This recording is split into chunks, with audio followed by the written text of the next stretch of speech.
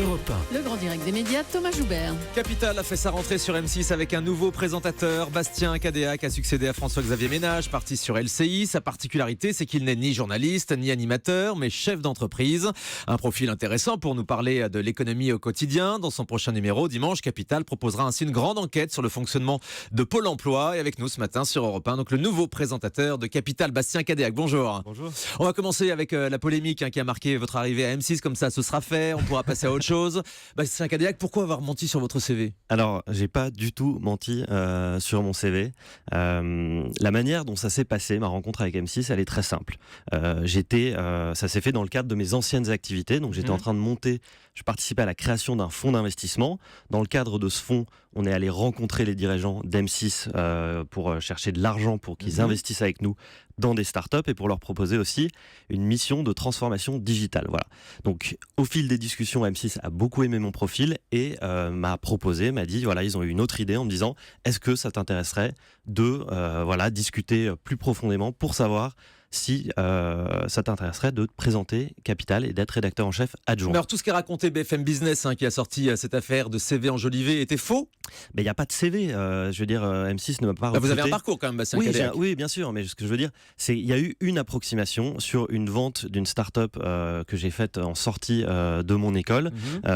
C'était une simplification que j'avais faite sur un réseau social que j'ai jamais updaté, que j'ai fait il y a 5 ans, qui était une approximation qui est pas du tout quoi que ce soit. Mais en fait, tout ça n'est pas mensonge. très grave, il n'y a rien de répréhensible. Je pense que vous n'avez d'ailleurs rien à vous reprocher, mais on a l'impression qu'M6 a voulu un peu vous inventer une belle histoire. Non, pas du tout. Vous savez, moi, je suis arrivé très rapidement dans ce nouveau milieu. Tout s'est fait très vite, Et effectivement, je pense que les gens, il y a eu une vraie curiosité de savoir d'où je venais. Et très rapidement, les gens cherchaient à savoir qui j'étais. Je m'étais jamais réellement exprimé. Et en fait, je pense que si je m'étais exprimé sur une radio, finalement, à un moment, il n'y aurait jamais eu toute. Mais avoue que ça la fout mal quand même quand on doit présenter une émission sur l'économie.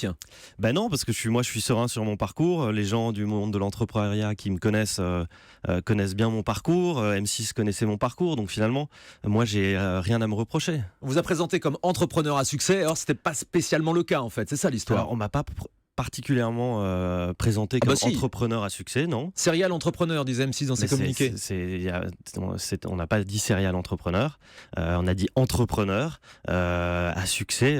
Après, c'est de l'interprétation. Et les échecs, ça fait partie du business finalement. Les échecs sont la voie du succès. Ouais. Donc non, il y a vraiment, c'est une non polémique. Et puis c'est lointain maintenant. On est dans le vif du sujet. Vous continuez vos activités de chef d'entreprise aujourd'hui ou vous vous consacrez à Capital ? Non, alors pas du tout. Je suis à 200% sur Capital. Encore une fois, il y a le poste de rédacteur en chef adjoint qui est un boulot à plein temps et il y a le poste de présentateur qui est à plein temps. C'est deux boulots. Mais comment vous pouvez être rédacteur en chef adjoint de Capital alors que vous n'avez absolument aucune notion de journalisme ? Je ne crois pas me tromper. On peut s'improviser rédacteur en chef ? Alors rédacteur en chef adjoint, encore une fois on est au sein de toute une rédaction, je ne suis pas tout seul et moi je viens apporter ma connaissance du monde de l'entreprise, un point de vue différent, complémentaire de ce qu'ont les journalistes aujourd'hui et c'est justement ça la force. Je vais vous donner un exemple qui va vous montrer aussi le choix d'M6.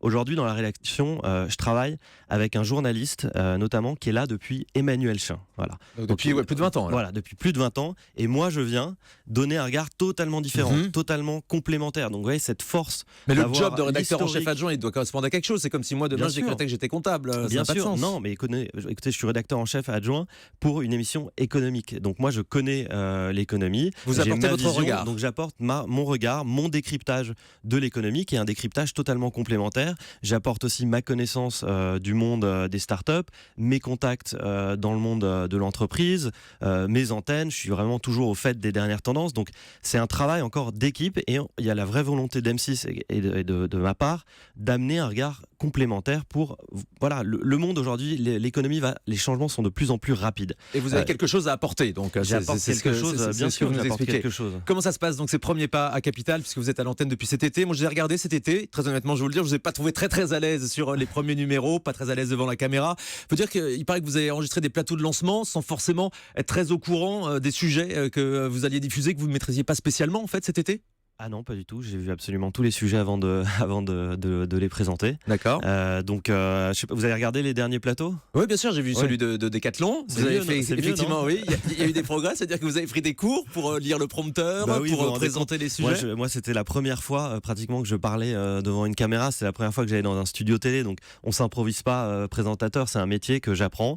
Et donc, j'essaye de faire le maximum de progrès. Et bien entendu, là-dedans, je suis accompagné. Et voilà, moi, je vois des évolutions quand même déjà, non? Il y en a eu, je vous le confirme, Bastien Cadéac. Vous êtes un homme de chiffres en tant que chef d'entreprise, donc j'imagine que vous regardez vos audiences avec attention. Oui, je regarde bien sûr les audiences. Oui. Les audiences du premier numéro ont été très satisfaisantes, 2 800 000 téléspectateurs, 13% d'audience. C'est ce qu'on vous a demandé en arrivant à Capital. Il fallait redresser les audiences d'une émission qui vieillissait peut-être un petit peu. Non, on m'a pas du tout. J'ai aucun objectif d'audience et les audiences au fil des années sont relativement stables. Hein. Avec évidemment l'idée quand même de les faire progresser, j'imagine. Vous avez eu des contacts avec vos prédécesseurs, François-Xavier Ménage, Thomas Soto, qu'on connaît bien, Guy Lagache, Emmanuel Chin? Vous les avez appelés? Non. Encore une fois, tout s'est fait très très rapidement. J'avais beaucoup de choses à faire, donc je les rencontrais tous avec le plus grand des plaisirs. Ouais. Alors dimanche soir, donc une enquête sur Pôle Emploi. Ouais. Qu'est-ce qu'on va apprendre?